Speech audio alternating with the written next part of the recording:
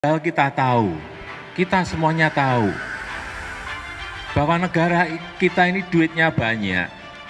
Ada yang disembunyikan di bawah bantal, ada yang di bawah kasur, ada yang disimpan di luar.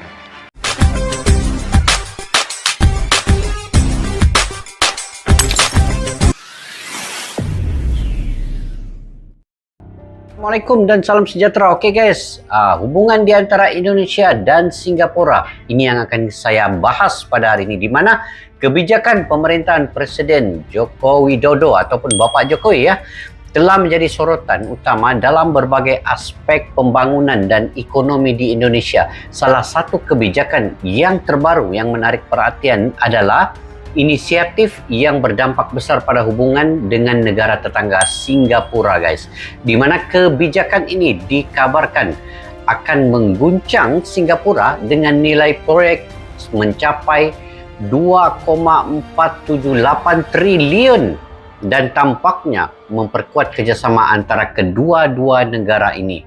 Jadi Bapak Jokowi menciptakan dampak signifikan pada hubungan Indonesia dan Singapura ini. Bagaimana proyek besar ini dapat memberikan manfaat bagi Indonesia serta dampaknya pada hubungan bilateral dengan Singapura ini. Jadi bagaimana reaksi dan tanggapan dari pihak-pihak yang terkait guys, terkait dengan perkara ini tadi, dan baik di luar negeri ataupun di dalam negeri terhadap pelaksanaan kepimpinan kebijakan Bapak Jokowi ini. Dengan segala potensi manfaatnya, kebijakan ini juga dihadapkan pada tantangan dan perjuangan dalam pelaksanaannya itu.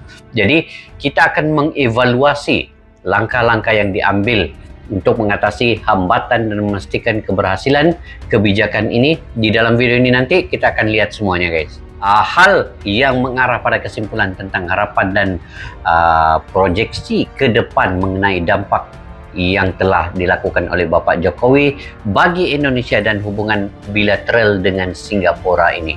Jadi ayo kita simak video ini daripada channel Info Awi Bisana. Pada yang baru ketemu, seperti biasa kalian boleh support dengan menekan butang subscribe, like, share, dan komen juga. Jadi yuk guys, kita simak sama-sama video ini.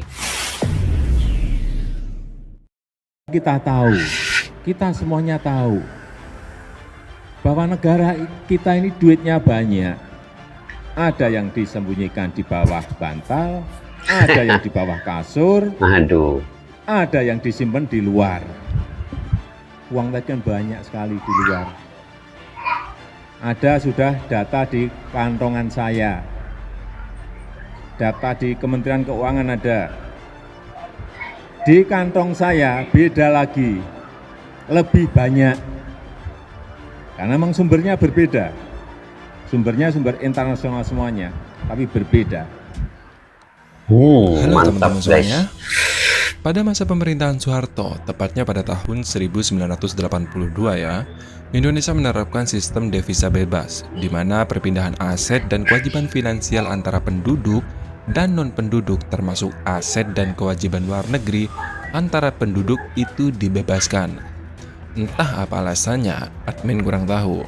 Jadi admin tidak mau berspekulasi nih dalam hal ini. Namun yang jelas, kebijakan ini penuh kontroversi karena banyak kalangan yang menganggap kebijakan ini lebih banyak merugikan bagi Indonesia.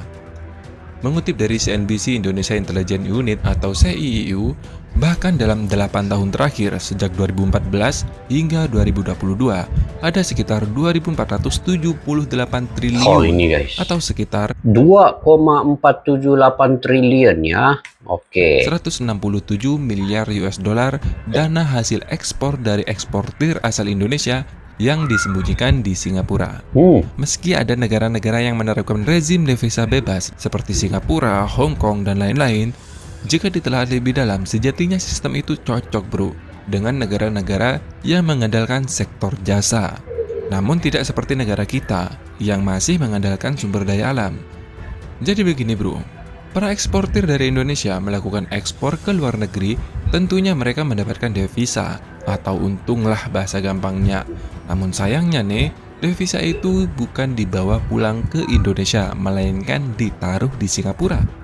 Mirisnya, menurut sumber CIU, Bank Indonesia mengerti betul statistik arus uang keluar masuk. Jumlah DHE atau dana hasil ekspor yang dikonversi oleh eksportir Indonesia itu tak lebih dari kisaran 10 hingga 15% saja dari penjualan ekspor mereka. Dampak serius dari kegemaran eksportir menyimpan dananya di perbankan luar negeri, dalam hal ini Singapura ya, berkah surplus perdagangan Indonesia selama 35 bulan berturut-turut tidak membekas atau tidak dirasakan oleh rakyat Indonesia. Dana hasil ekspor yang disimpan di perbankan Singapura umumnya berasal dari ekspor dua sektor usaha, yakni pertanian dalam hal ini minyak sawit atau CPO, dan ekspor tambang minerba yang didominasi oleh batu bara. Nilai dua sektor usaha dalam kelompok ekstraktif tadi mencapai 4.822 triliun yang mencangkup 25,75% pada PDB tahun lalu. Lagi Namun banyak. yang mengenaskan adalah kontribusi eksportir ini kepada penerimaan negara terbilang sangat minim. Tanpa sama-sama menghitung setoran pajak penghasilan, para ekspor minerba hanya membayar royalti dan pungutan lainnya berupa pendapatan negara bukan pajak atau PNB sebanyak rata-rata sekitar 34 triliun per tahun sejak 2014, atau dengan kata lain, kontribusi tersebut hanyalah 1,8% terhadap penerimaan negara. Ini sama saja bro dengan perampokan terhadap sumber daya ekonomi Indonesia. Sedih bro jika melihat data ini. Bagaimana ceritanya? Negara sekecil Cadangan Singapura devisa. mempunyai cadangan devisa yang lebih besar, hampir 3 kali lipat dari negara sebesar kita Indonesia. Sebenarnya, banyak tokoh-tokoh yang menyarankan rezim devisa bebas ini dicabut. Setidaknya diganti menjadi rezim devisa bebas terkontrol seperti yang diterapkan oleh Thailand dan Malaysia. Namun kembali lagi, entah apa alasannya nih, silih berganti presiden namun tidak ada yang kunjung menggantinya. Dan baru sekarang bro, ada niatan mengganti sistem ini. Pada bulan Desember 2022 kemarin, ada wacana tuh yang beredar di publik bahwasanya pemerintah akan mengeluarkan aturan baru yang memaksakan eksportir menyimpan dolarnya di dalam negeri. Sayangnya, Menteri Koordinator Bidang Perekonomian Erlangga Hartanto mengakui bahwa aturan ini menuai protes dari beberapa pihak termasuk eksportir. Namun, Menteri Hartanto menegaskan bahwa eksportir harus tunduk pada amanat konstitusi sesuai Undang-Undang Dasar 1945 dalam pasal 33 ayat 3 yang berbunyi, bumi, air, dan kekayaan alam yang terkandung di dalamnya dikuasai oleh negara dan dipergunakan untuk sebesar-besarnya kemakmuran rakyat. Dan kabar yang terbaru nih bro, setelah 7 bulan perencanaan, aturan baru Jokowi ini siap membawa pulang dolar devisa eksportir dari Singapura. Wah, Belai tersebut adalah berupa PP. Dan ingat bro, PP itu yang mengeluarkan Presiden, bukan DPR. Peraturan Pemerintah Nomor 36 Tahun 2023 tentang DHE atau Dana Hasil Ekspor dari Kegiatan Pengusahaan dan atau Pengelolaan Sumber Daya Alam sebagai pengganti peraturan sebelumnya. Aturan ini mulai berlaku pada 1 Agustus 2023 mendatang. Setelah admin baca nih, aturan baru ini isinya ada 3 poin penting bro, yang mungkin teman-teman perlu mengetahuinya. Yang pertama, eksportir nantinya harus memiliki escrow account atau rekening khusus DHE terhitung mulai aturan ini berlaku. Dan paling lambat, eksportir harus menyimpan dolarnya di dalam negeri pada bulan November 2023 mendatang. Yang kedua, batasan ekspor pada PPE atau pajak pabean ekspor yang dikenakan oleh DHE sumber daya alam yaitu paling sedikit 250.000 US dollar atau sekitar 3,7 miliar rupiah. Yang ketiga, kewajiban eksportir menyimpan minimal 30% dari dana hasil ekspor selama minimal 3 bulan sejak penempatan dalam rekening khusus DHE sumber daya alam. Dan uniknya nih, PP ini juga memberikan fasilitas insentif bagi para eksportir yang mempunyai reputasi baik atau bahasa kasarnya yang nurutlah sama pemerintah. Dan tentunya ada juga sanksi bro bagi yang nggak nurut. Fasilitas insentif yang dimaksud berupa fasilitas perpajakan, sedangkan sanksinya, pemerintah akan menegakkan sanksi administratif jika eksportir lalai dalam menempatkan DHE ke dalam bank di dalam negeri. Adapun sanksi administratif tersebut adalah penangguhan atas pelayanan ekspor. Kabar terbaru mengenai aturan ini datang dari Susiwijono Mugiarso, Sekretaris Kementerian Koordinator Bidang Perekonomian, pada Selasa 18 Juli 2023 kemarin. Nah, dengan ini bro, harapannya ke depan para eksportir itu setidaknya lah menaruh devisa hasil ekspor mereka di dalam negeri.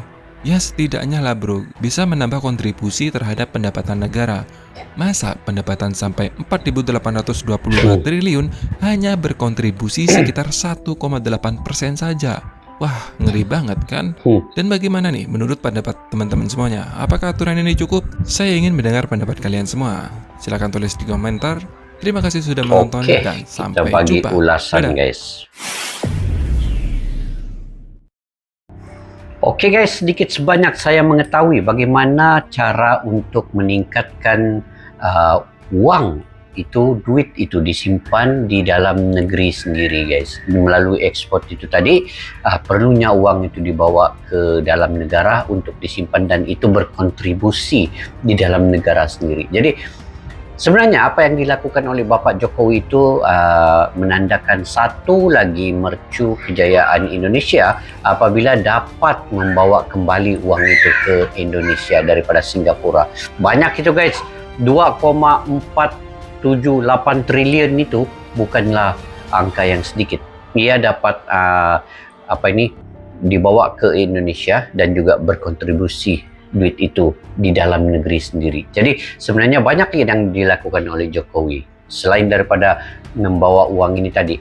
Sebenarnya ekspor bahan-bahan mentah daripada Indonesia yang sekarang ini telah dikurangkan dan ada yang dihentikan sepenuhnya oleh Bapak Jokowi, dan dia melakukan sendiri hilirisasi yang ada di Indonesia ini untuk digunakan di kilang-kilang yang akan dibangunkan di Indonesia sendiri menjadi olahan barang siap dan kemudian baru dijual, dan income kemasukan duitnya itu lagi banyak daripada ekspor ini sebenarnya. Jadi apa yang dilakukan oleh Bapak Jokowi dengan membuat hilirisasi, membangun kilang-kilang baru, itu menjadikan peluang pekerjaan itu lebih banyak di Indonesia. Tanpa ada TKI itu tidak perlu lagi keluar daripada Indonesia untuk bekerja di dalam negara sendiri. Adapun TKI yang keluar ya, yang bekerja di luar negeri ataupun di negara-negara jiran, di Singapura, di Malaysia daripada Indonesia ini, pekerja ini juga sebenarnya banyak membawa manfaat kepada kemasukan duit di Indonesia. Selalunya ya, saya punya kawan di sinilah di Sabah nih. Dia selalu kirim duit ke Indonesia guys. Dapat gaji sini dia kirim ke keluarganya di Indonesia. Jadi duit itu sebenarnya dia membawa kemasukan nilai itu ke Indonesia, dan itu menambahkan nilai lagi pendapatan dari segi dana hasil ekspor. Ini selain daripada dana hasil ekspor, tapi ini duit yang pekerja daripada Indonesia bekerja di luar negeri itu mengirim duit ke Indonesia, itu juga sebagai tambahan dana ya. Sekiranya dicampur berapa juta orang bekerja di luar daripada Indonesia dan mengirim duit tiap-tiap bulan, itu menjadi hasil Indonesia itu sebenarnya duit pusingan itu dapat ke negara Indonesia itu sendiri. Jadi itu antara kebijakan dan yang dilakukan oleh Bapak Jokowi ini. Selain daripada dia juga telah mendapatkan, kalau tidak silap 51% tambang Freeport.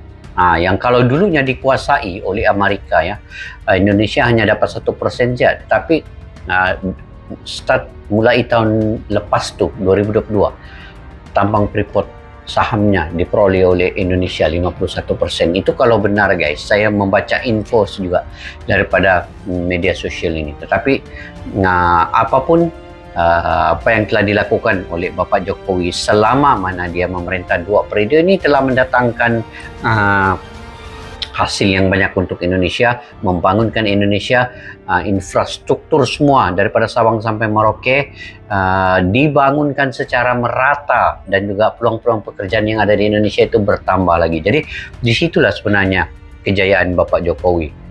Jadi mungkin tahun depan adalah tahun yang terakhir.